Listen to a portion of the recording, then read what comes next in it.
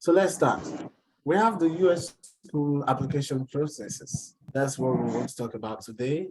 And, to give an overview. Please admit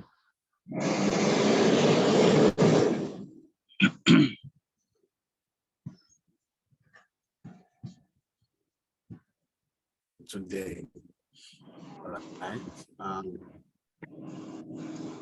I like putting this in all my presentation. It kind of lighten up the whole mood. Like, yeah, more like show a bit of excitement.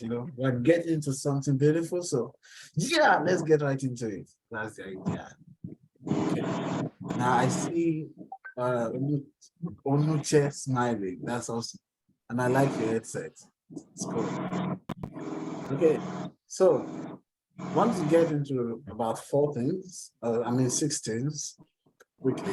The first one is application season. One day it will have fall, spring, and summer. Some of you might be familiar with some of these terms, and some of you might not be familiar with some of these terms. So we have fall, spring, and summer. We also have the application documents.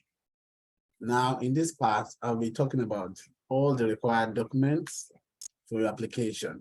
Okay, I will tell you the required one for your application and the ones that are not really required for your application. Okay, and also part of the content I'll be talking about the most important documents, meaning amongst all these documents, I'm going to separate a few of them and highlight more on them. I'll tell you why they're important. I'll tell you some things that make them stand out amongst all other applications. Okay, then I'll also tell you about funding for graduates. Okay, now I won't be talking about funding specifically, majoring on funding for undergraduates, because funding for undergraduates is basically dependent on whatever I cover in the chapter before. That's when I cover the most important documents.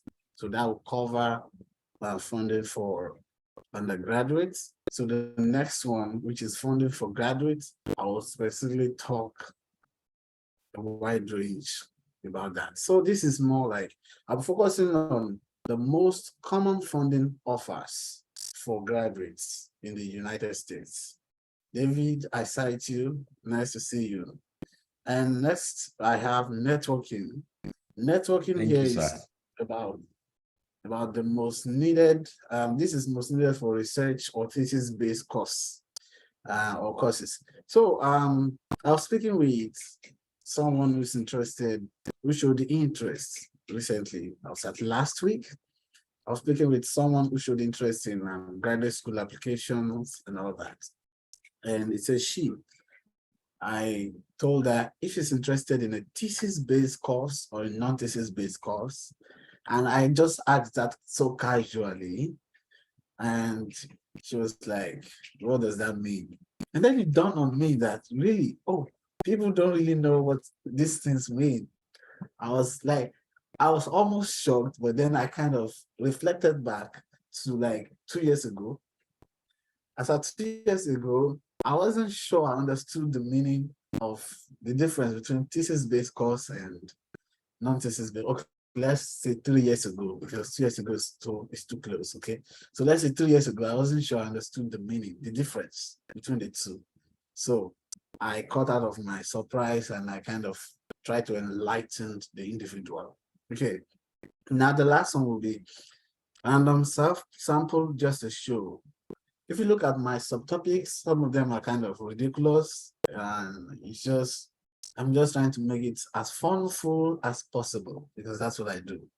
Yeah, and generally when I talk about math or teach math, because I'm a mathematician and I see mathematicians, their faces, I think almost everybody whose camera is on is a mathematician. Like we are just that exceptional and awesome. Thank you so much, guys.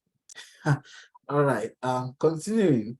This is just You see, all the way I did the PowerPoint is more to make it more friendly, interactive, and free stuff so that you can engage properly with the content. Okay, so that's the idea. So generally what I was saying is when I teach maths, I try to also make it funful and interesting.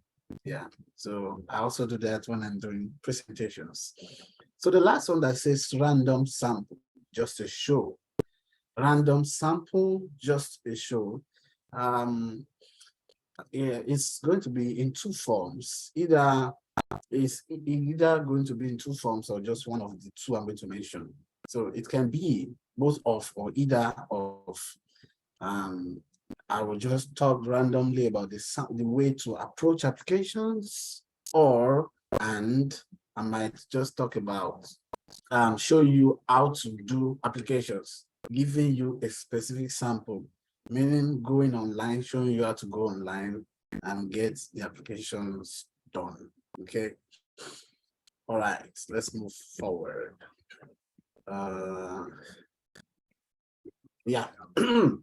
Application seasons. See, that's the first topic we have. Why is application seasons important? Why is it important? Because it's easy to understand application seasons. Yeah, it's easy to know what application seasons there are and stuff like that. But why is it very important? So instead of just having to go through what we have here so that you guys can just read and all that, I would like to mention that application seasons is important because not all seasons are good for applications. And also it can matter, it can depend on the course you're pursuing. If you're pursuing a science, let's say STEM course, you must be conscious of the application seasons. That's one thing. So if you're looking for admission, you need to consider the application seasons. Now, why is it important for you? It's important for you because you are going to come to becoming as an international student. You see, a regular, let's say, a citizen applying might not need to really consider application seasons. It just needs to be ready for graduate school or ready for undergraduate school and apply. Okay, so you can apply. Maybe you can even try to come in summer, depending on how strong this application is. You can try to come in during spring or come in during fall. So generally, I've just mentioned the general application seasons we have. We have the fall application season, we have the spring, we have the summer. So here, the fall, spring, and summer. Okay. Let me see if I can display transcripts, live transcripts. I'm not sure I can find it so quickly. Anyway, in case you can switch on your transcript, it's best you do so. Okay. Anyway, so moving forward, I've highlighted that these things are important, right? Why are they important? Because you're international students. That's number one reason why it's important. Number two reason is because most of you will want to come on funding, meaning that you will want to get funding. Yeah, you want to get funded by the department or funded by the school. So that's why you need to be sensitive to application seasons. You need to understand application seasons. Okay, this is March. Okay, we're currently in March. So the application season you can be in right now is different from if we are currently in October. The application season in October is different from right now. Okay, we'll get into that and I'll show you some things. So let's see. In the United States here, I have most universities have specific application seasons for different programs. So for undergraduate program, we have the early decision or early action, usually in November. So usually due in November, students who apply early receive a decision earlier than regular decision applicants. Okay. So for those who, you see, they open the application portal for fall application by August every year. Fall application opens by August. I hope somebody's jotting. I hope somebody's jotting. Okay. Fall application opens by August every year, meaning and this coming August, another fall application season will open. Okay. Good. Now some people are digesting already. Thank you. Let me see if I have anything in the chat. Nothing yet. All right, moving forward. Fall applications open in August, and usual deadline for fall application is both for undergraduates and for graduates. See, in the next slide, I think, let's see, what do I have? Yeah. In the next slide, I have the graduate one that talks about fall semester, spring and summer. It's the same time when it comes to fall application for both of them. So for fall application, the deadline usually is December 15th. December 15th. Deadline to be considered for funding. Yeah, I need to say that, not just deadline. Okay, you can apply after that and get admission, but deadline to be considered for funding is in December 15th for most US universities. Deadline to be considered for funding for most US universities is December 15th. Okay. Yeah, I see David Jotting. That's awesome. You're kind of making me feel like I'm really lecturing. Awesome.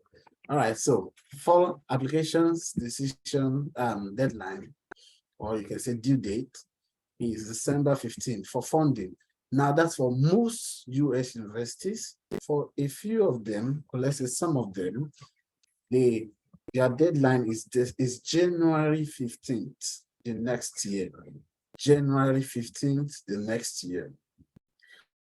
While some, a very few, don't let me say some, a very few of them extends to February 15th, that same next year. February 15th. All right. Now, there are very, very minute few, very small number that extend beyond February 15th. Very, very small. Now, what does that tell you? It means that right now we're in March, I think March 13th or something, like March 11th, yeah, today's 11th. No, whatever the day is, we're in March, okay? So whatever March we're in, it just tells you that we have passed the deadline to be considered for funding for fall application, okay? So for those who started application, you see, the application started in August last year. That's in August 2022. So they opened the portal for fall application, and till December 15th for most schools, the deadline to consider for funding passed. For some, it was January this year, 15th this year. For some, it was even January 31st. For some, February 15th. And then you cannot apply and get funding any longer. Okay, does that make sense? Yeah, I feel it makes sense. All right, so you cannot apply for funding any longer for fall 2023. Okay, this, what I just explained, is only for fall 2023 admission. For fall 2023 admission only. Okay, for fall 2023 admission only. Do we still have okay, yeah, it's still there. Okay. So for fall 2023 admission only, this is where all this applies. Now, I need to tell you this, that when you're applying to US universities, especially because you are international students, they allow you a wide range of time to be able to apply and get your visa. They allow you a wide range of time to be able to apply and process your visa. They have the understanding that visa processing in some countries takes a long time, especially some African countries. It takes a very long time. So that's why they open the portal way early. So what am I saying? What I'm saying is this. You can read my lips. Okay, what I'm saying is this. For those who want to come next year by August, yeah, it seems far, but I have to tell you, for those who want to come by August 2024, August 2024, they are going to open the portal for application by August 2023. Yeah, so they allow you a wide range of time to be able to apply, get admission, and probably get funding, and then apply for your visa and go for your interview, get visa, and get your visa, book your flight, and come. Okay. So they allow you a wide range of time because they know visa processing takes time in some countries. Okay. Now, what I've just said tells you that if you want to apply, if you want to come to US at any specific time, you need to plan way like more than a year ahead. You don't just say, okay, now I've got my document, let's just start running. You have to plan ahead before you even get your documents. Start planning. Start planning.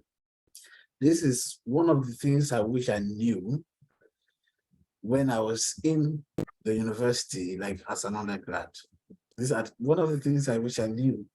What I thought then was that, oh, I'll just finish, finish university and then I'll just get, how was I thinking it would be? The companies will just come upon my graduation and then there'll be referrals, do this, do that, and then I'll just get it. And then I'll say, hey, bye-bye, bye-bye. See you guys later, and stuff like that. Well, it didn't happen like that because I didn't have information. Yeah, I didn't know that you plan ahead. And I didn't realize that I could even start planning even from my third year. You could start planning even from your third year. And I think what made it what made it more difficult for me to understand some of these things was that I got some scholarship at my undergraduate level, Nigerian scholarship. Yeah, I won NNPC/SNEPCO scholarship. Yeah, that kind of scholarship is Shell scholarship basically. So okay, so Abdulaziz says his battery is low, so I might have to anoint someone else as our co-host so the person can admit others. So let me use say David. Yeah, I'll be anointing you right now as our co-host so you can admit others. All right, sir. Yeah. All right. So moving forward concerning what I just started. So I think winning scholarship in Nigeria with Shell company kind of made me feel like the same process will apply or similar process will apply. Unfortunately, it's not so. It doesn't apply that way. Okay, so you have to plan ahead. If you want to come this year, you would have started your planning last year. If you're coming next year, you plan now this year. Okay. For those of you that all of you filled the form to get here. So those of you, when you fill the form, you see that I mentioned that there's going to be a mentorship class. The idea is to help you prepare for how you apply come August. And your application in August is saying that you're going to come next year, August 2024. All right. So let me get right into it. The ones I've been referring to is basically fall. That's why you keep hearing deadline is by December 15th or January 15th and so on. So that's for fall. The reason why I kept emphasizing on fall is because when you want to talk about funding, okay, yeah, I'll be asking your questions towards the end, Abdulaziz. Now, when you want to talk about funding, you need you need to apply when they have most funding available. Most departments or schools have funding available during fall, because fall is when they do their most admits. So they bring in more people during fall. So that makes fall the time they offer more funding. Spring also has its own admission. They do spring admission, okay? But spring admission is very limited. They bring in very few number. And amidst that, meaning those they fund become significantly few, like very few, okay? So that's why you need to target for being a poll. However, some changes, some deviations might occur. Yeah, that might change, that might be different for some people, okay? But we're not going to base the whole thing on the difference. We're going to base it on the general ones that we already know. All right, so there are some. So that's the basic idea I just given you guys about the application season. See, application season, the best time to apply is for fall semester. Okay, spring also has its own feel, so you can do that when maybe you are really desperate or you are doing research-based, thesis-based or research-based course. Thesis-based and research-based is the same thing. Thesis means research, like writing thesis, research, okay? So when you see a course that says thesis-based, it means research-based. If it says non-thesis-based, then it means no research involved. It's just coursework. Yeah, they write some, I think in some UK universities, they write it as coursework or thesis-based. So when you say coursework, meaning there's no research, you just go to class and stuff like that. This is basis research. Okay. Let me see. Did I miss anything? In case I miss anything, I hope I'll be able to come back. Let's move forward. Now, application documents. Application documents here, I'll be highlighting all the required documents for your application. Okay. So all the required documents for your application. So this, when you're applying to universities in the United States, applicants are usually required to submit the following documents. So you submit an application form online.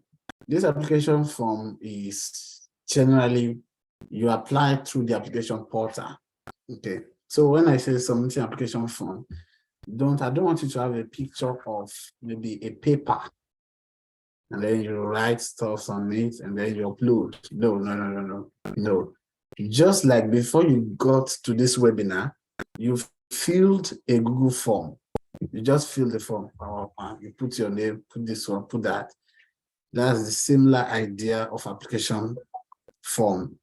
But this is not a Google form for application form. It is not a Google form, but it's a form designed for the application portal. In that application form, you will be uploading your documents and giving your details.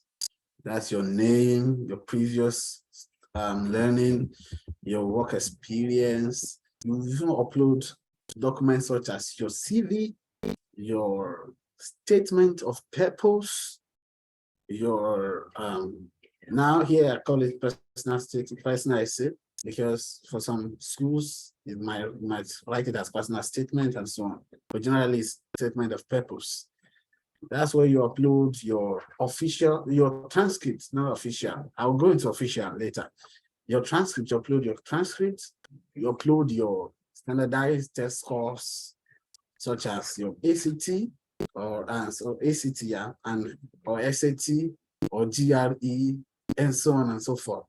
Now, for undergraduate programs, these are the things you need. I've mentioned application form. I believe we now understand what application form is. Now, the paper application is now available to you, okay? Because for the paper application, when it is filled, you then send it via mail, not email, mail, physical mail, okay? you are an international student, you might not have the funding required to send it via mail, and they won't even make the paper readily available for you. So get the paper means you have to come to the school physically to get the form, fill it, and send it via mail. Or request that it be sent to you, to your mail, in your house, fill it, and send it also via mail. So I'm not sure you are going to come to the United States to get the form and go back to Nigeria, fill it, and go back. I'm not sure you do that, okay? So, um, so your best option is the online application form. That's your only option, actually. Now, moving forward, I've talked about. So for undergraduate program, I usually don't major too much on undergrads, maybe because number one, I've not really seen people, undergrads who are really passionate about um, schooling in the US. I've not really seen undergrads who are passionate. I've seen graduates who are desirous of studying outside of their country, but I've not seen much of undergrads. And I really wish there are people who are passionate about that. Really, it's usually because education is kind of taking the wrong direction. That's why people don't really look at that as an option. And also because of finances. Finances is also a negative effect of this. So, but for undergraduate programs, I wish there are people who will be really willing to come for studies, for undergraduate studies. I mean, people who have good background with good WAEC results and all that. So people with good WAEC results can write SAT. You can write SAT, and upon passing your SAT with a very good score, if you have a very good score, you become what I call hot cake. You become a hot cake. Schools will want to take you. If you have a very good score, try to shape a very good SOP. Oh my God. And your WAEC result is also good. You can come to the US to study. When you come to US to study, you have more advantage than many of us that are coming as graduate students. Okay, you have more advantage, but we don't see many people in that line anyway. All right, moving forward from what I just finished. So this is for graduate program now. So for grad program, you basically need your application to fill an application form, your transcripts. Now, I don't think I should major on transcripts here. I'll talk about it in the next chapter. You need your transcripts for graduate program. Now, before I move forward, because the way we use terminology in the United States is different from how it's used in some African countries, I'm going to tell you that graduate program is the same thing as when you say postgraduate in Nigeria. When you say postgraduate in Nigeria, the same thing as when we say graduate program in the United States. Okay, all right. So you need your transcript, standardized test score, meaning GRE, and also I think I omitted something. You need your letter of your English proficiency test. So for most universities in the United States, they take a letter of English proficiency. They take letter of English proficiency. It's a letter that you request for from your undergraduate school. A letter you request for from your undergraduate school. You request for the letter of English proficiency. When you request for that letter, it becomes a document, part of the documents you're going to upload. Okay, it becomes part of the documents you're going to upload. Now, the way, if you have ever requested for your transcript before, that's the same way you request for your letter of English proficiency from your undergraduate school. Yes, the school you went to in your country, maybe in Nigeria, you request for it also, the way you requested for your transcript, same way you request for your letter of English proficiency. Before coming here, I requested for, I can't even remember, I think maybe 3 times or so, different times. When I was in school, when I was trying to apply for the scholarship I won in Federal University, Lokoja, while I was in Federal University, Lokoja, I requested for my transcript. So if you have done that process before, it becomes something you get familiar with. It's easy for you to do. Same way you requested for your transcripts, you can request for a letter of English proficiency. So it's basically a letter that tells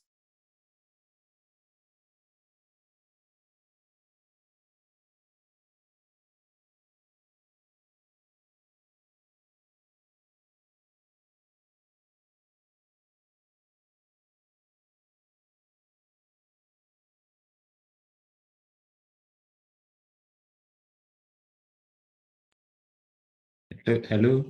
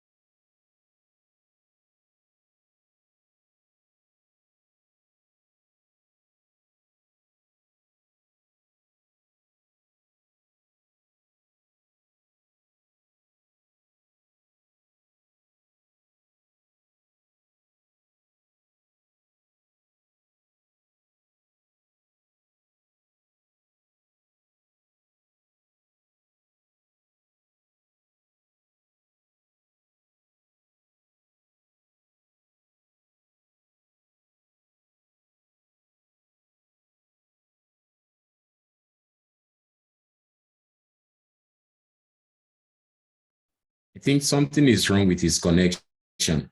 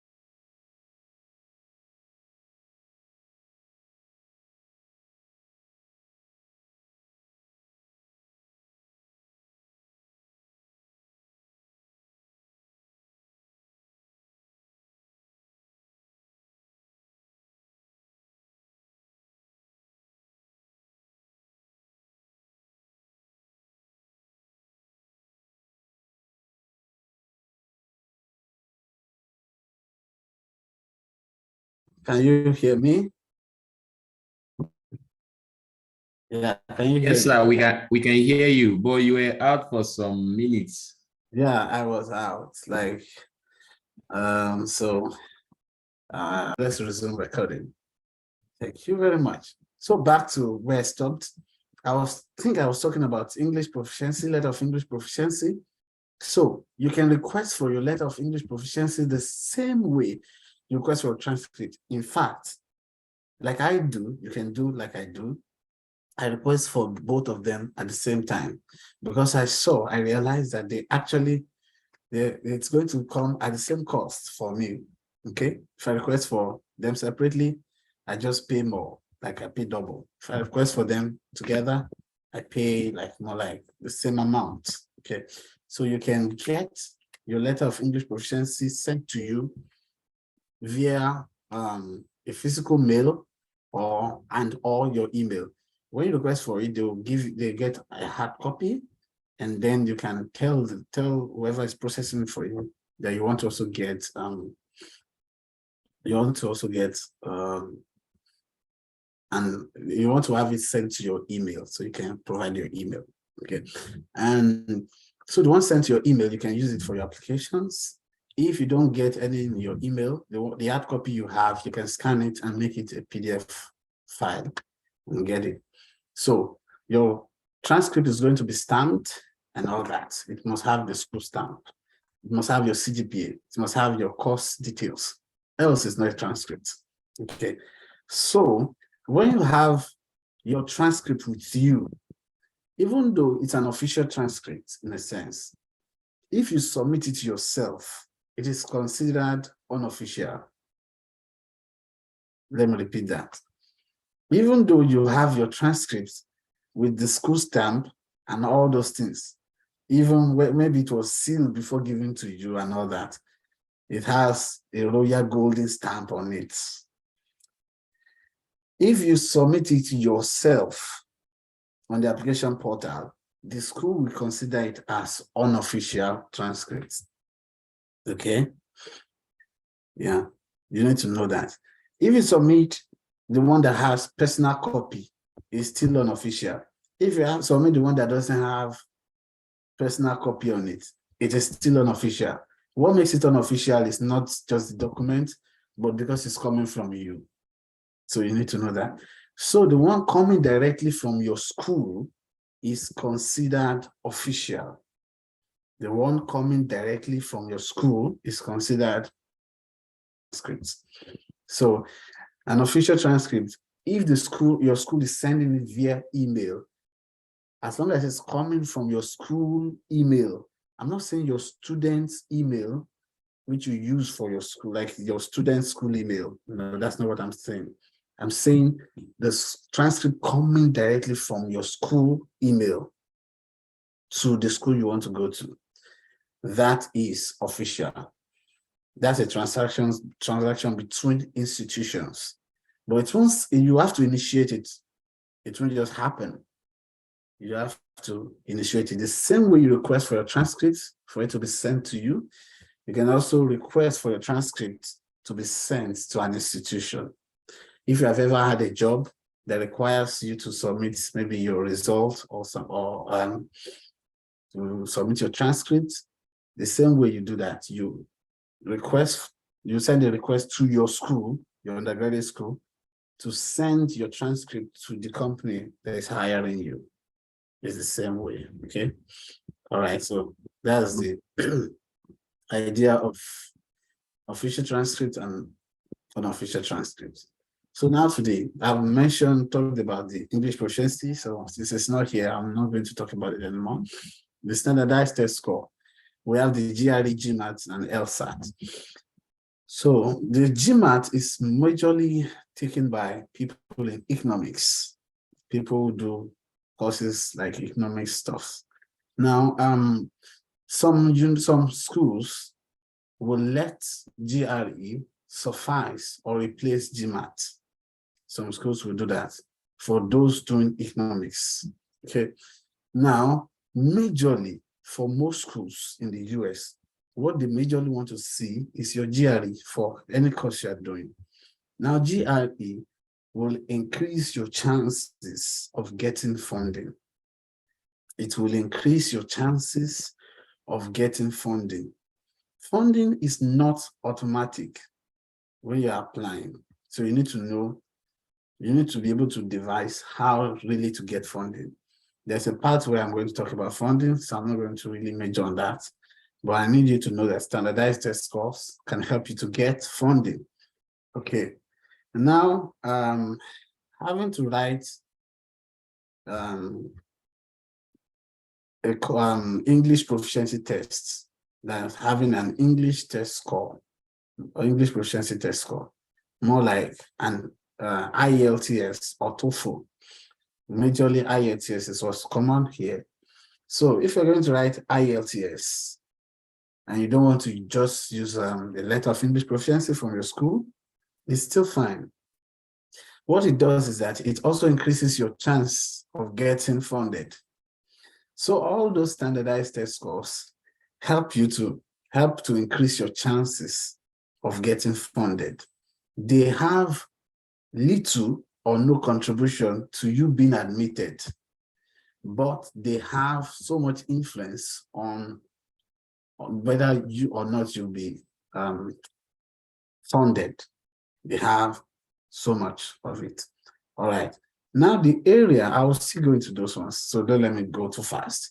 We also have letters of recommendation. So most programs request for 3, some request for 2. Okay, so most programs request for 3 letters of recommendations. So you want to have a letter of recommendation from your lecturers. Your letter of recommendation should be able to say so much about you. Let me see what I have here. Standardized score increase the chances of they have. Yeah, thank you. Please, someone should copy the previous messages posted on the chat and repost them for me so that I can visit them before we finish, before we close. Okay, now back to what I was saying. Letters of recommendation, they are like number 3 in determining your, let me see if I'm, okay. So they are like number 3, number three, generally number 3, in determining whether or not you get admitted. Okay, they're like number 3. Okay, and number 3 is a high number. You might think, oh, it's so low, but it's a high number actually. It is a high number, number 3. So letters of recommendation kind of emphasize upon you. So it's not as though all you have said in your statement of purpose is just you saying or talking things. Who can also confirm this? The best person that can confirm your academic abilities are your lecturers, those who have taught you, those who have been under, or let's say your supervisor, the one who supervises you in your undergraduate year. So those are the ones that can really say so much about your academic abilities and research abilities. So, and when you talk about graduate school, you're basically talking about academics and research. You can separate the two, academics and research. Okay, so you need those who can talk about you.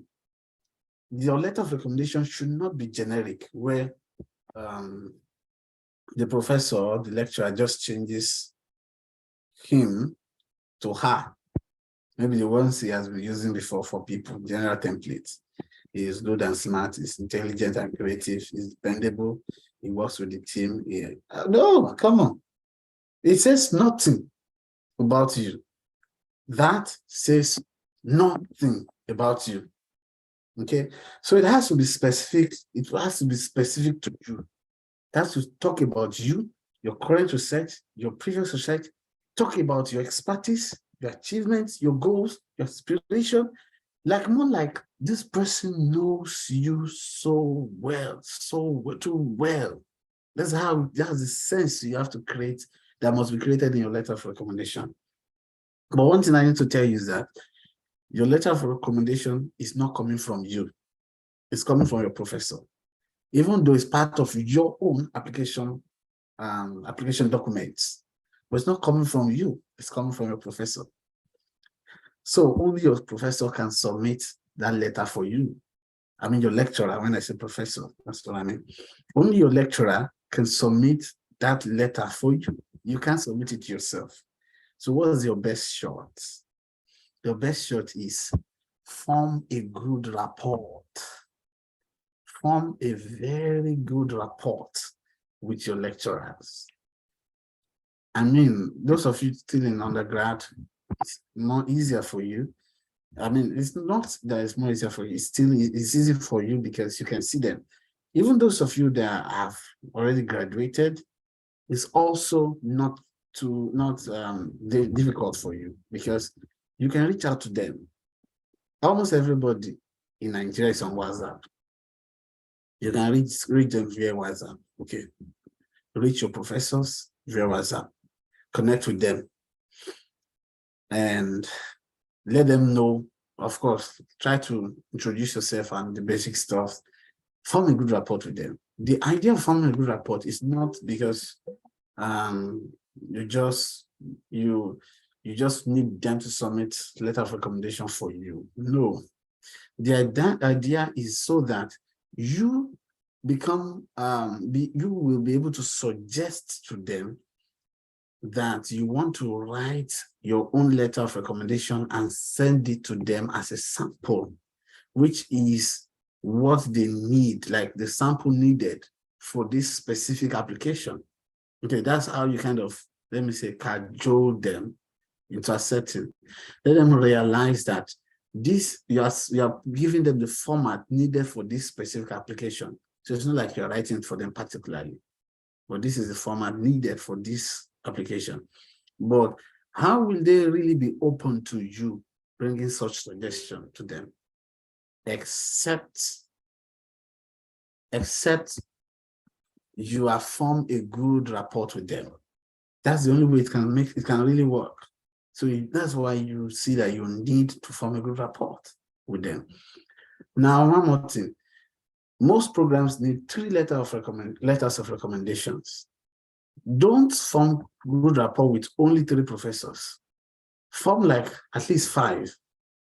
Because if you form with 3, and one of them, maybe somehow, you have some situation and it's not able to submit letter of recommendation for you for so long, you see, all your application will waste because the moment deadline passes and even letter of recommendation is not submitted, it's not you that should submit it, it's your professor. But then if it's not submitted, your application is not complete and you'll not be considered for funding if the deadline passes. Okay, so you need to form good rapport with at least 5 so that if one kind of has some issues, you can use another person. So you have more options. Okay, that's my good advice for you. All right, so going to statement of purpose. Of course, you need a statement of purpose or statement, personal statement or essay. So it will give you the opportunity to share yourself, tell us your story. One thing I used to tell people is that you are applying to a school. You're applying to a school in another country. Even if it's in your country, they don't know you. They don't know you. I'm now thinking of it, in another country, they do not know you. So they want to meet you, and you need to tell them about yourself. Tell them about you. That is why you have the personal statement, the statement of purpose. You tell them about yourself. Let them know more about you that you want them to know. Let them know things you want them to know, things that will support and help your application. Okay, so be expressive in your statement, in your personal statement. Say it, speak.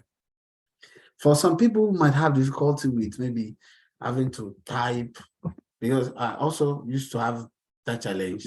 Even sometimes it happens, still happens sometimes, just to type, typing long stuff. You can use some app, because for me, it's easy to speak than to just come and type in long stuff. And I don't know who also has the same experience, but for me, that's my own experience. So you can utilize apps that helps you convert your text, your voice to text. So as you speak, it converts your voice to text. There are a lot of apps there. I have a few of them. There are a lot of them. It will help you do the work very well. And then be expressive. You speak, and then the app records all what you said and converts it to text. And then you can edit those texts and make it a very good statement of purpose.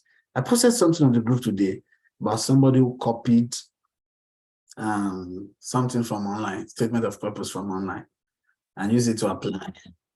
And in the end, even though they are giving admission, you see, they withdrew the admission. Just know that if he had started schooling in that school, they would just take away the admission from him, even if he had started. Imagine if they had given him funding, they will remove everything from him, and then he's going back to his country. Yeah. So you don't need to copy. I always tell people, try. Some people will say to me, please send me a copy of your statement of purpose. I try my best not to send them. If it's CV, you can copy a template. It's fine. But statement of purpose, that's the number one document they try to use plagiarism checker for. They will use plagiarism checker for that document, your statement of purpose. So you don't want to mess anything. Okay. All right. So the last one is your research, resume or CV. Resume or CV. Now, I usually tell people, let it be an academic resume. Just you are using this for academic purpose. So basically, let it be an academic resume. So in the sense of it being a professional academic resume. So if I say professional resume, you will not consider it to be academic. But in this sense, a professional academic resume. Make your resume a professional academic resume. Okay, moving forward. Now I'm going to highlight the most important documents. Now, look at what I just wrote there. Important is all, but some are importanter. There's no word like importanter, but I've created that word from today. So some documents are importanter. And what are those documents that are importanter? Yeah, so we have your personal statement, or you call it statement of purpose. For short, we call it SOP, statement of purpose, SOP. We have statement of purpose. This, in fact, is like the most important document because it tells about your motivation for coming to that school, your motivation for pursuing that course, your motivation for maybe that degree, your motivation. It talks about your motivation. And when you talk about graduate, now for undergrad, it can still even be just a normal stuff. But when you talk about the graduate program, you need motivation to go through a graduate program and see it through to the end, especially a PhD degree. Especially a PhD degree. Many people go into PhD and they don't finish. They end up being depressed. They end up with all sorts of stuff because PhD is all about research. And it's that going to those research parts, it's more like having so many difficulties because you get a lot of cancellation, get a lot of stuff there. A lot of work also attached to being a PhD student. And in all that, it's generally a lonely part for most people. It's generally a lonely part. So that's why most graduate schools program will want to know or see your motivation. They want to see you that you are motivated for graduate school. Because if you are not motivated, you will drop out. Okay.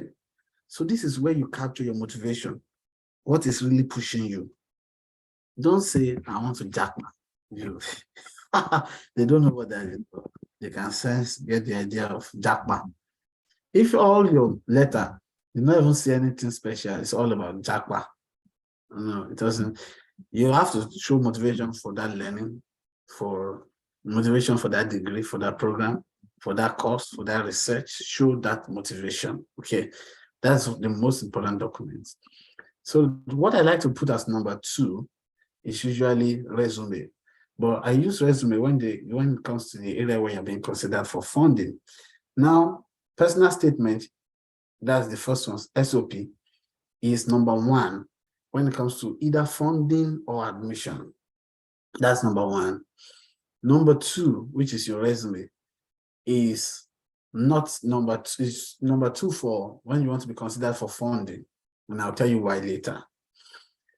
It's number two for when you want to be considered for funding, but it's not particularly number two for admission. Number two, what they consider for admission, number two, is your official transcript, or let me say transcript generally. A copy of transcript you submit, that's unofficial. It can be official or unofficial. So your transcript is what they evaluate to see whether you are fit for that graduate program. For example, for generally, you've done, many of you have done undergraduate courses, and you know what is called prerequisites. Yeah, you know what's called prerequisites. So as prerequisites, you understand that without that, doing that prerequisite, you can't take this course. That's the idea. So you have to pass the prerequisite before you can take the course itself. That's the same way it is too. They use your transcript to see whether you can take the graduate courses.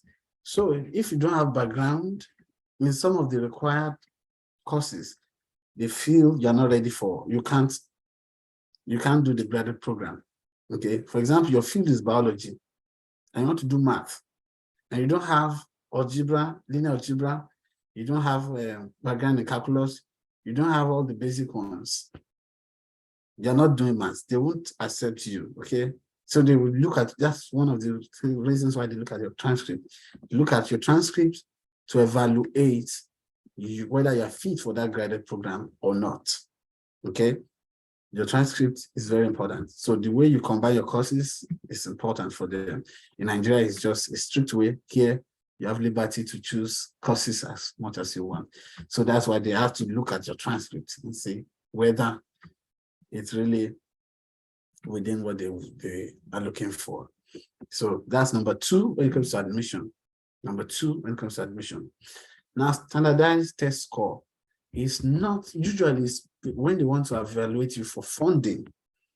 But in the case where all admitted persons are funded, then it can be an important evaluation for admission, since all admitted people will be funded. Then the SAT, standardized test score, GRE, and all those will be used to evaluate admission. Okay. Now, number three, for those the documents required for admission, number three, I'm getting a lot of messages, but I don't know where they're coming from. They're only greeting me. Anyway, number three, for admission, you have letter of recommendation. Letter of recommendation is like a supporter to your SOP. It's like a supporter. You're a supporter for your SOP. How powerful your letter of recommendation is can really determine whether you're admitted or not. If your letter of recommendation is powerful, you will get admitted.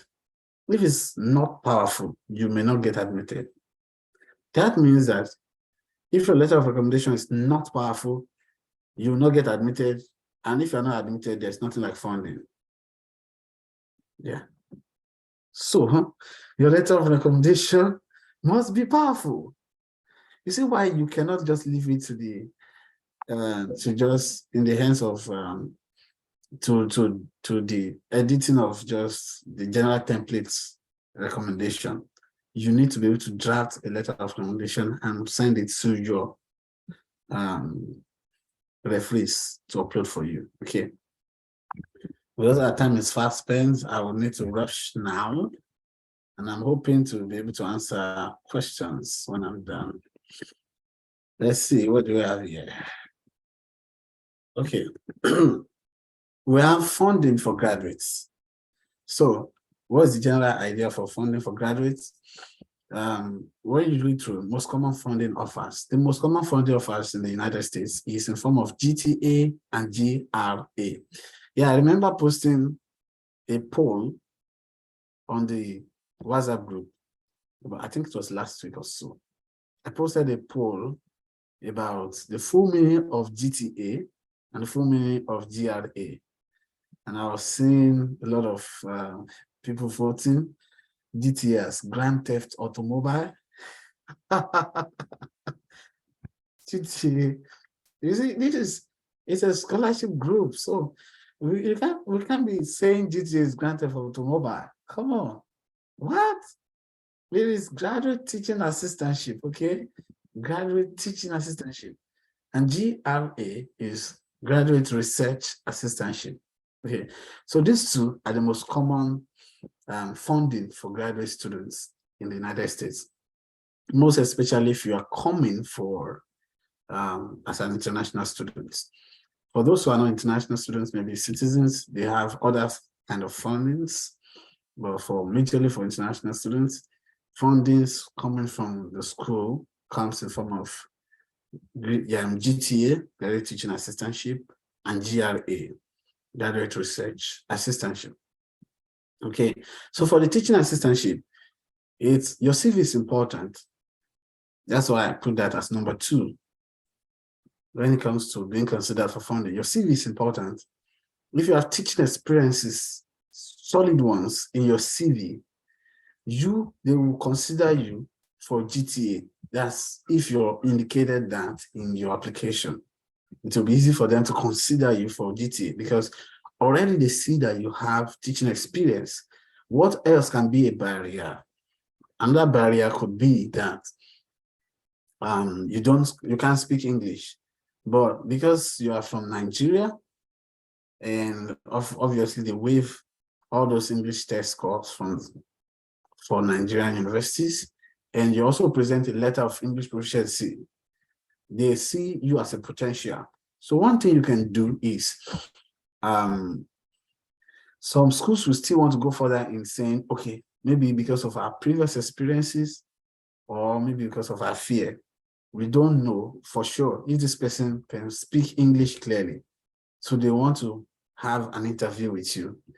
Know generally that they have seen your CV and they see that you can teach or you have been teaching.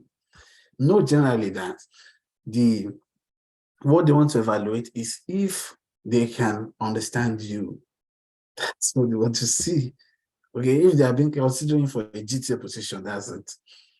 They want to know, see if they can understand you when you speak, and they want to know your teaching philosophies.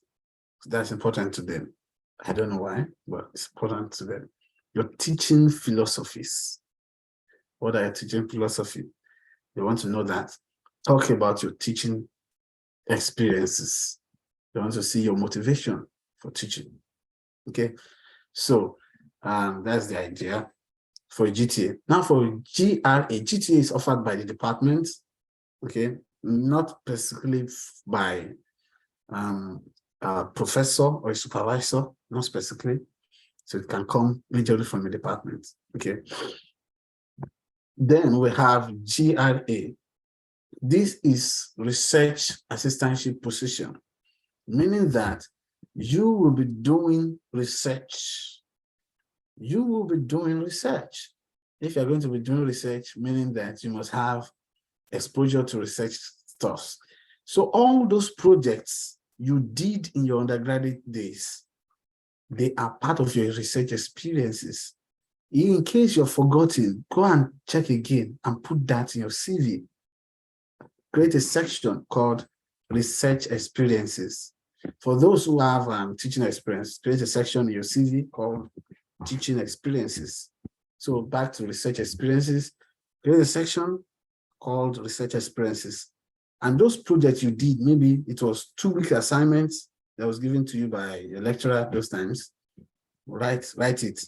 Put the topic, put what you put, the number of contributors. You can say maybe if there are 3 in your group, put 3. All those group projects, put 3. Put the duration, maybe it took you 3 weeks, put it. All of those ones, put them in your CV. Those are one of your research experiences. And beyond that, you can put the recent ones you did.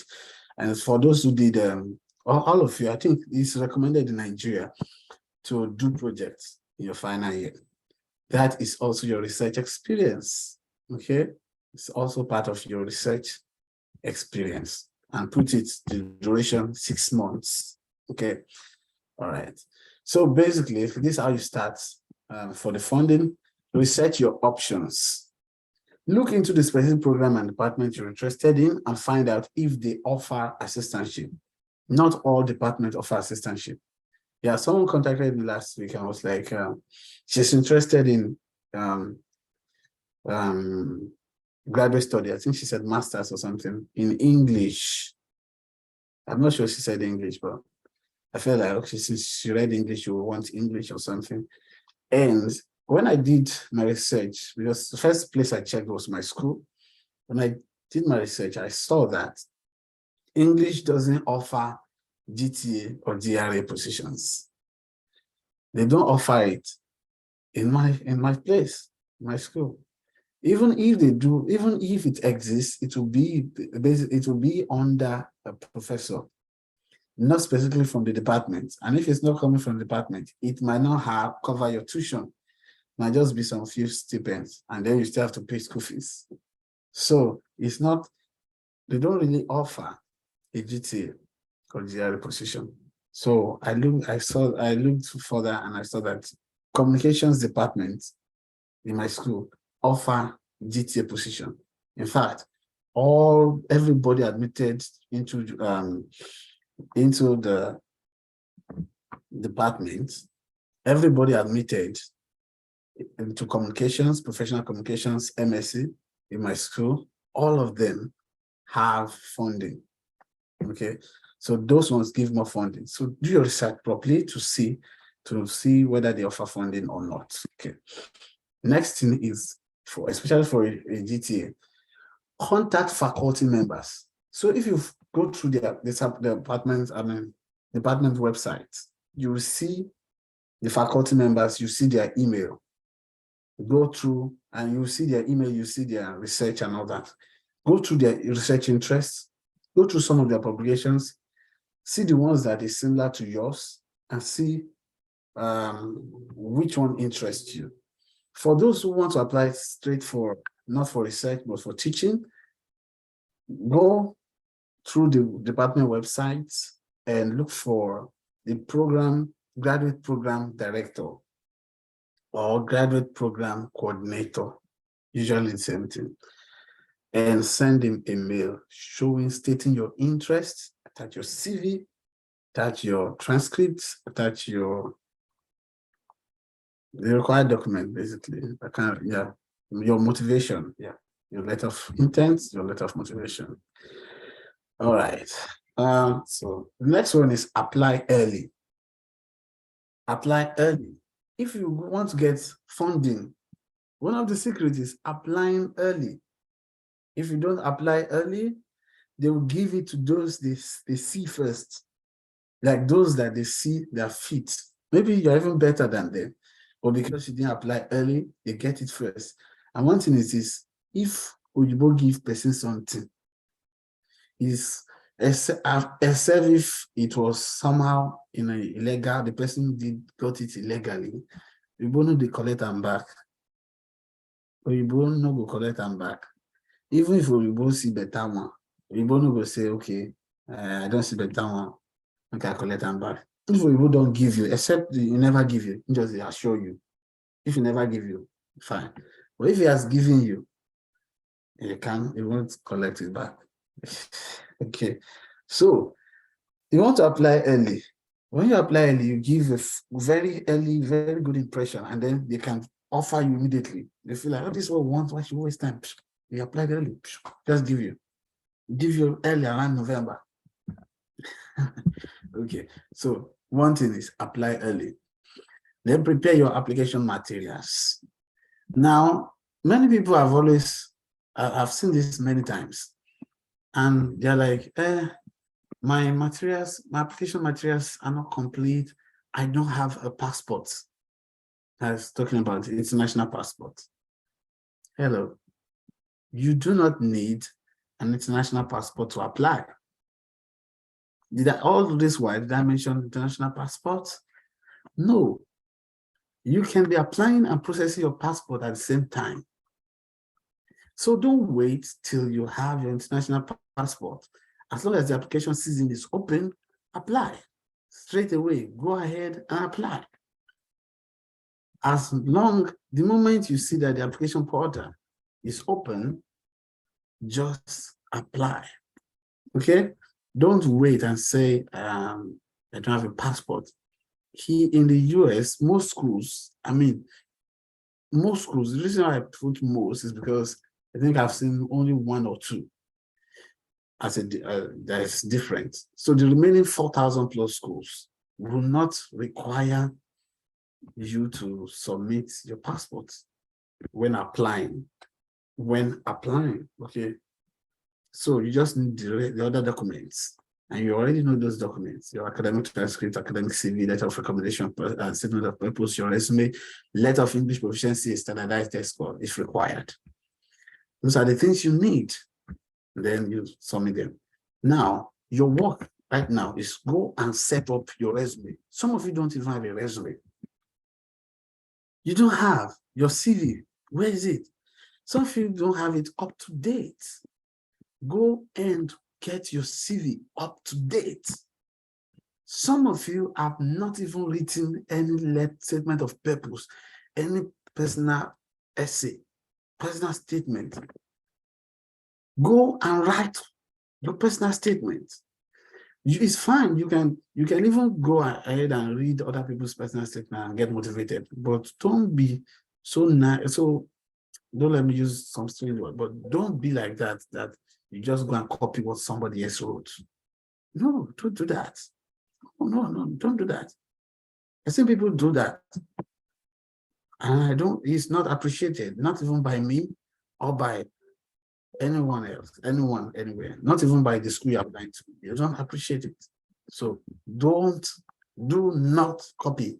Write your own, be unique. Okay. All right.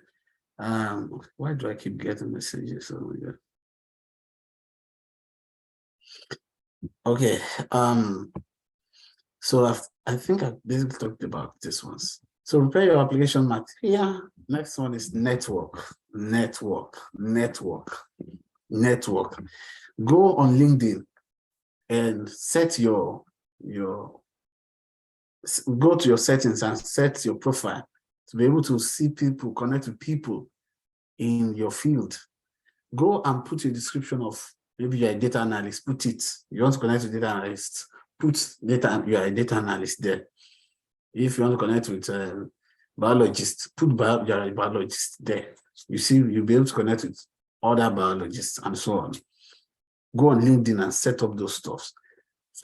Search for schools, some schools in the US, search for them and indicate that, look at the people you see there and their research, go through there and send a connection to them. And your connection, state that you would like maybe some 15 minutes to communicate with them, okay? And when you're networking, be sensitive to time. Where is the professor? You see the university there. The university, go and search on Google, what time is it currently in University of so. So it won't be that you are sending a mail or sending a message to the person, to the professor in the midnight when he's supposed to be sleeping. Be sensitive to time. Be sensitive to time. Go and check the time. Okay? I need to be hard on that one because sometimes you don't get a response and you're wondering why. This is why. Okay. And the last one is be persistent. If you are someone who gives up, the moment you get one rejection, you give up. Or you are the maybe people. The maybe people will say, oh, maybe that's not what God wants me to do. Or maybe that's not what God wants for me. That's why I got rejection. No, that's not true.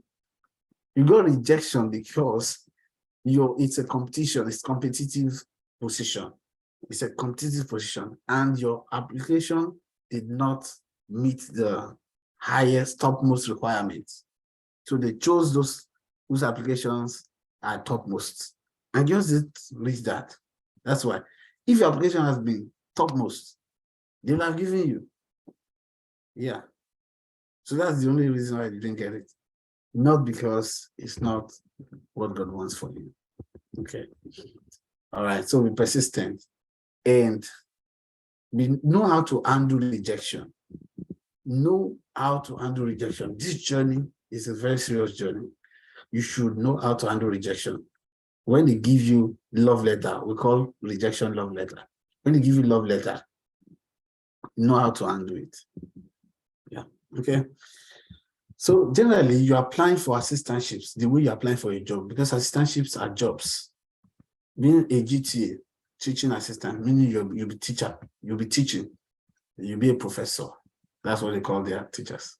So they call me professor too. So you'll be a professor, you'll be teaching undergraduate course. Okay. So it's a job. You're applying as if you're applying for a very serious job. GRA is also a job. Graduate research assistant. You'll be, in fact, that one, you won't do more than 20 hours in reality. But in a sense, they'll say it's still 20 hours. In that one, you do a lot of research, and it's not even for you, it's for the professor you'll be attached to, that your supervisor. Okay. So you must really be apply like it's a job you're trying to get. And then generally, graduate school is not how do I put the word? It's not the same thing as using a toothpick, something just really easy. It's demanding. It takes so much of your time. It's demanding, it takes so much of your time. So if you are not really ready for this journey, it's better you don't start, okay? Yeah. And then I need to also highlight that many people want to come for masters. Don't try to come for masters. Try to come for PhD. Don't try to come for masters. Try to come for PhD. I will explain quickly. Yes, there are people who come for masters and get funding, but there are not many. Those who come for PhD, there are more. Now, in the US, in the United States, you don't really need a master's for most programs. I use most because it's not all, okay? For most programs, you don't need a master's degree to go for the PhD. So I want you to edit this, the way you think about it is different. In Nigeria and here it's different. Yeah, you need to be able to change the way you think about it. In Nigeria, you have to go from BSc to MSc to PhD. Here, you go from BSc to PhD usually. From BSc to PhD. From BSc to PhD. But when you start your PhD, within the first 2 years, and you complete your coursework, you will get MSc degree. They will give you an MSc degree. Then the remaining part will be for your research. The remaining maybe 2-3 years, depending on when you finish. Be for your research. When you finish your research, you get your PhD degree. Okay? So that's how it works here in the US. You are admitted into PhD. For the first 2 years, you do your coursework. When you complete your coursework, you get an MSc certificate. And then you continue. It's no different. It's still the same. You continue your research. You start your research and do it. When you finish that, you get your PhD. So that's how it works here. It's different. So you don't really need an MSc to really do a PhD in the US, because the whole thing you'll be doing in your first 2 years is still MSc. Okay, the whole thing you'll be doing your first 2 years is MSc, and that's when you complete that, you get an MSc degree. So you don't really need an MSc most times in most schools. Now, schools that separately do MSc programs, I'll give you two varieties. Two schools that basically do MSc programs, they either are doing that MSc program for their own students. So there is something they call 4+1. So 4+1 is you spend 4 years plus 1 year, and then you get BSc and MSc together. So you spend 5 years instead of spending 4 years plus 2 years. So it's more like 4+1, that's what they call it. Then you get your BSc and MSc. But So to do that, they also have some schools also have MSc programs for those maybe who have very few, just those who they want to transition from BSc in their school, in the department, from BSc into PhD. But they know that the journey won't be that smooth for them. So they create an MSc program for them to go through. Okay, just to prepare them ahead for the PhD rigorous work, because it's rigorous. So they prepare that for them. And such schools only admit their own BSc students. They don't admit other students, only their own BSc students. So even if you're applying for that, they will not give you. So most schools do that. They will only accept their own students, even if other students from outside, still within US apply, they still may not give them. Okay. Then the second one is now that some schools do not even have PhD program. So they have MS. They have BSc and MS program. So those who do not have PhD program but have MS programs usually don't do research. They don't do thesis-based courses. Usually, some do, but usually don't do research. And such schools will have, since MS is the highest, they will have GTAs who are MSc students. So those ones will give funding to MSc students. So they don't have PhD program, but they have MSc. So if they are going to give GTA funding, they will give it to MSc students. Okay, but those who have PhD programs will open their MSc programs only to their BSc students, BSc graduates, usually only to their BSc graduates. That's those they will give MSc program to. And the funding for a GTA or GRA does not go to MSc students because they are not the highest level. It goes to their PhD students because that is their highest level, student level. It goes to their PhD students, GRA, GTS, will go to their PhD students. So, but remember, just like I'm reiterating, those that do not have PhD programs, of course, since they don't have PhD programs, the highest level, student level will be MSc. So they will give those funding to their students, to their MSc students.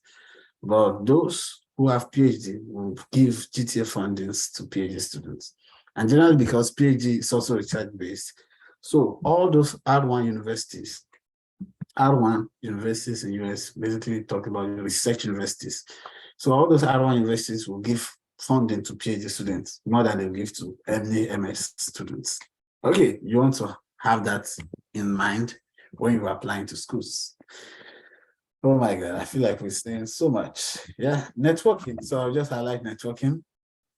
Networking is a very powerful tool, especially if you want to do research or you want to do PhD. Networking is important. So you do your research, attend events as many as possible. It's from events you connect with potential supervisors.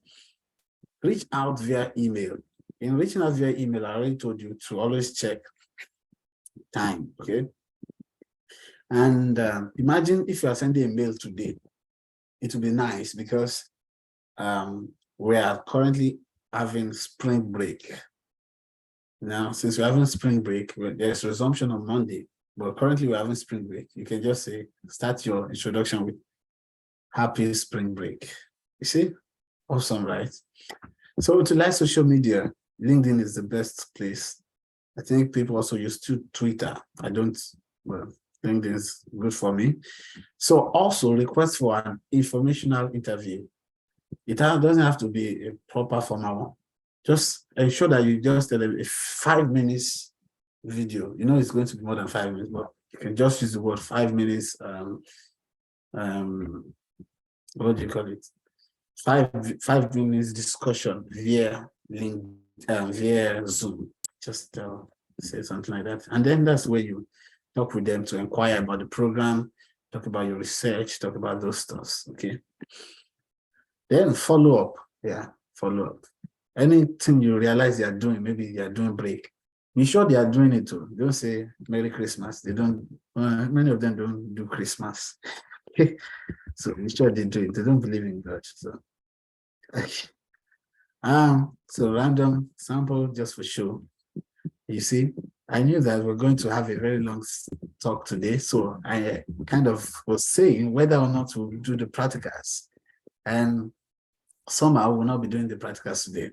So just a summary of what we've been talking about. We have research potential universities, check the admission requirements, prepare application materials, take a standardized test if you have the fund. If you don't have the fund, try to raise it. If you can't raise it, then you've streamlined your options. Look for those who waive GRE.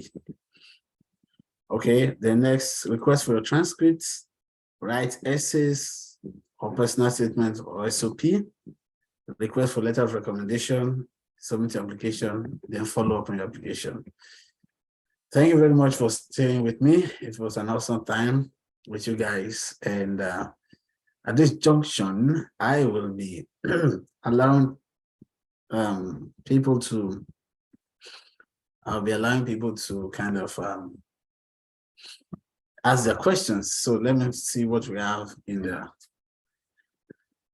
Oh boy, let me see what we have in the charts. Standardized tests will increase your chances of getting funding.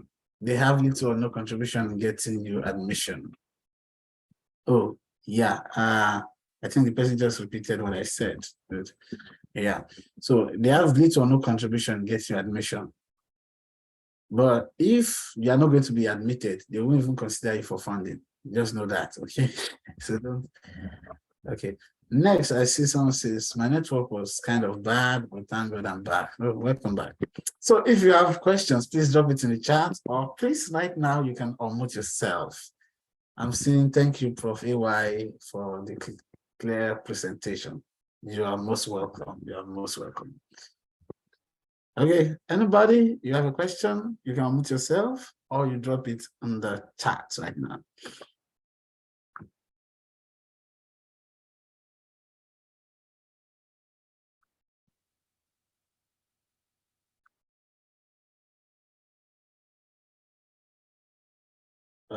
Nobody speaking. So I need to say this, which I didn't say when I was doing the presentation, that if you want to come based on your own, with your own money or your family money without funding, you can indicate that in your statement of purpose, maybe towards the end. Let them know that, okay, you'll be funding yourself. If you put that, it relaxes all the effort of trying to consider it for funding. So you might not even need GRE for that. Since you want to come by yourself, you don't need to write any standardized tests for that, except if your program specifically requires it. For example, economics requires GMAT, whether for funding or not. They require GMAT. They want you to do GMAT. Okay, but other programs that really don't require it, you can get admission even without the GRE. And it's easier when you state it in your SOP that you don't want to be considered for funding. And in the application form, you indicate that you are going to be self-funded. Okay, so it's easier that way. But then if you want to be considered for funding, even if you don't write GRE, some programs will still consider it for funding as long as you indicate that you want to be considered for funding. What do I mean by consider for funding? I'm not saying they give you funding. So I'm saying considered, being considered. So you have to understand my choice of English words. That you are being considered for funding just means that you are part of those category of people they will evaluate to see if they should fund you. Okay, if they should give you funding. So being considered for funding might even happen even if you don't have GRE.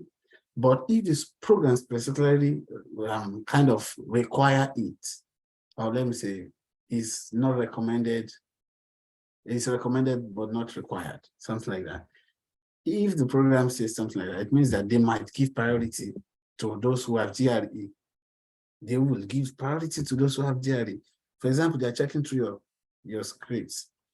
you do not have research, like research experience, or you don't even have publication, they'll give priority to someone who has publication above you.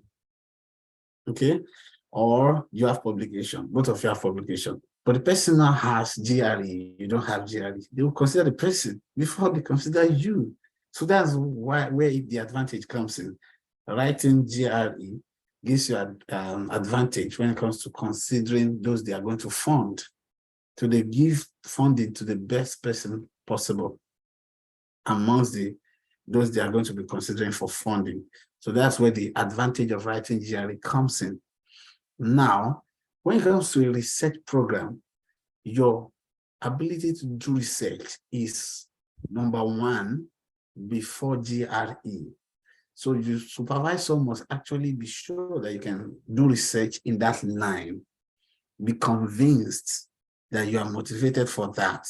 And then he might also request for your GRE score so that you'll be able to rise top, maybe like high in the whole application pool. So your ranking is high.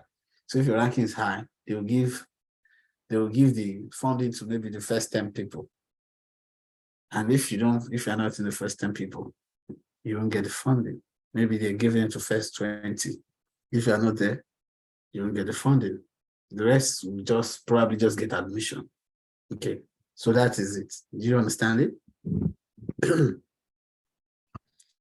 Okay. Very well, sir. Thank you, sir. Okay, so I have a message from Joy. Joy says, what are the chances of securing a funded admission in a field that is not related, let me put the word, to your undergraduate degree? Okay, that's an exciting question, Joy. The chances are low, yes. So that's just the truth, because just like I said, remember what I said before, when I said for some schools will still give you admission, but you need to, I'm basically talking generally about schools, okay? And schools that will still give you admission are schools that will want you to come by with your funding, okay? There are some schools that they just want you to just come, like they want to get your money, okay? So they want you to come, all right? So they'll give you admission, of course. They'll give you admission. Funding, not so sure. So to be funded, you can't guarantee, especially if your field is not related. Like I said, most funding for international students in US come in form of GTA and GRA, meaning you'll be a teaching assistant, like a professor, or a research professor. Now, it means you're going to be working. So if you're going to be working, let's say you're teaching, if it's not your field, you can't teach it, right? So how do you not get funding? Say I studied chemistry and I'm applying for mathematics. They might admit me, but they are definitely not going to be giving me a GTA because my field is chemistry. I can teach chemistry, but I can't teach math, okay? I can't teach math because I'm a chemistry graduate. So it won't work. Even if I get admission, how can I still get admission in such situation? It's possible. How can I get funding in such situation? It's possible. So I can highlight them for you. But I need to tell you the reality first before I tell you the possibilities. Now, these are the possibilities. Say my undergraduate degree is chemistry, so I have expertise in chemistry, but somehow I want to go for maths. There are two things I can do. Either I can make the connection between chemistry, the chemistry I did in my undergraduate degree, and the math I'm going for right now. If I can make the connection between these two and make them see why going for maths is going to be advantageous for me. It's not like I'm completely changing my career path completely. So it's more like there's a connection between maths. For example, today there's a connection between maths and biology. There's a connection between maths and biology and statistics. Maths and biology and statistics, there's a connection. So in modeling, we talk about infectious diseases. There's a connection between biology and maths. So let's say I did biology, and now I want to go for graduate school. I want to do, say, biomathematics. It's possible. Or let's say I did statistics, and then in graduate school, I want to do biostatistics. It's biology related and connected statistics. It's possible. All I need to do is try to show them the connection between the two fields. So I'm still within the normal range. But now this is it. If I did maths in my undergraduate, but I'm going for biostatistics in my maybe MSc or PhD. If I'm going for biostatistics, the things I can do is I look for a supervisor that likes someone from maths who has strong maths background. Okay. Since I studied maths and I'm going for biology now, or biostatistics, or maybe I studied statistics, I'm going for biostatistics, I'll look for a supervisor in that field who likes someone who has strong statistics background. Then I can get a GRA through that supervisor. Or, yeah, that's an aspect, a way to go about it. You have convinced all of those things. Now, coming back to the other way is that apart from the fact that you establish connection, because if you can't connect it, they won't even, in your SOP, they won't consider it for admission. Now, if you have established that one, you have the connection already, you say, now you did statistics before, but now you're going to biostatistics. You will talk to send an email, that's what I mean by talk. You talk to your program coordinator to see if you can get GTA funding in Department of Statistics, which is your undergraduate degree. So that one is your undergraduate degree. You know that very well, so you can teach it. But now you're going to Biostat in graduate school to study in that line, but you can still teach statistics. Okay, so you talk to your new program coordinator to see how he can connect you to the Department of Statistics so that you can get a GTA funding in statistics.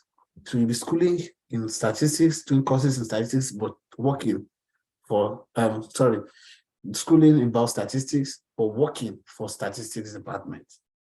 Okay, does it make sense, Joy?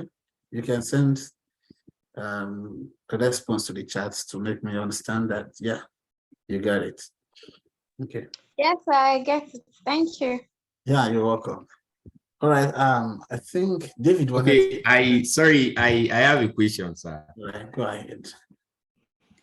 Though my question, I don't know, but it's all about how possible it is to, maybe you've gotten admission with funding, how possible it is to defer it. Oh, if you have admission with funding, how possible is it to defer it? Yes, sir. Oh, okay.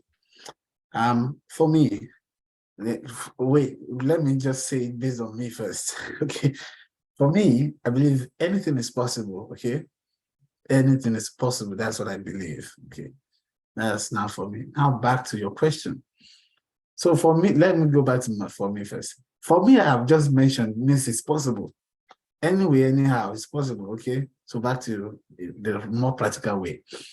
Now, some schools will tell you if you defer, you lose your funding. So generally, if you defer your admission, you lose your funding. But there's a way you can defer and not lose your funding. The way is not to defer first. The way is to communicate first. You have to communicate with your department first.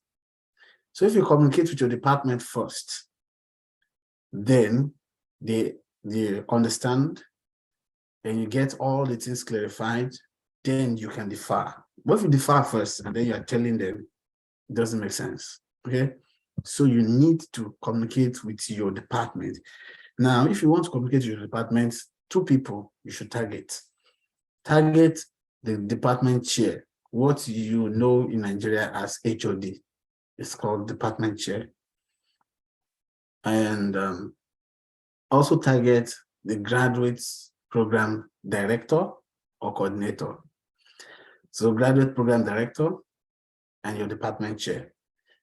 For me, I would usually like to combine them in the same email.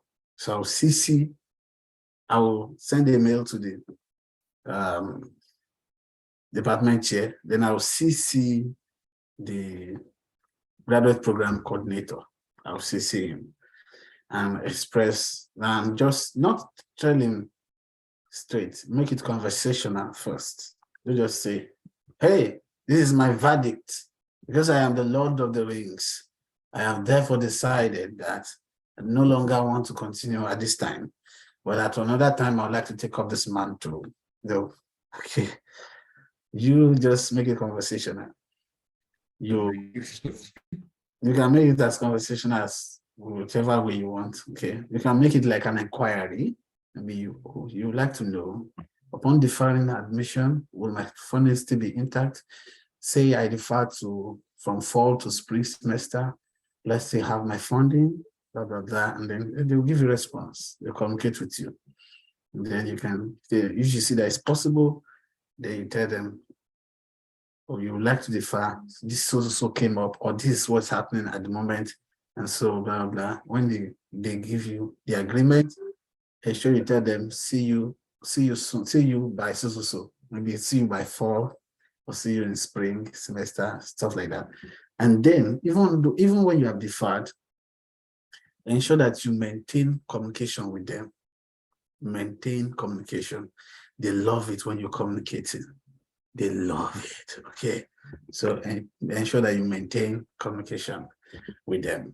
Okay. So that's it. I assume I've answered your question, right? I've answered it very well, sir.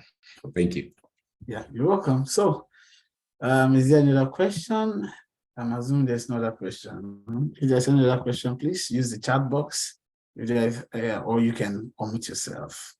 So I'm counting 1 to 10, and if there's no question, then we'll close for today. 1, 2, 3, 4, 5, 6, 7, 8, 9, 10. Oh, thank you. Thank you so much, everyone. It's nice to have you all here, and have a wonderful night rest. Bye-bye.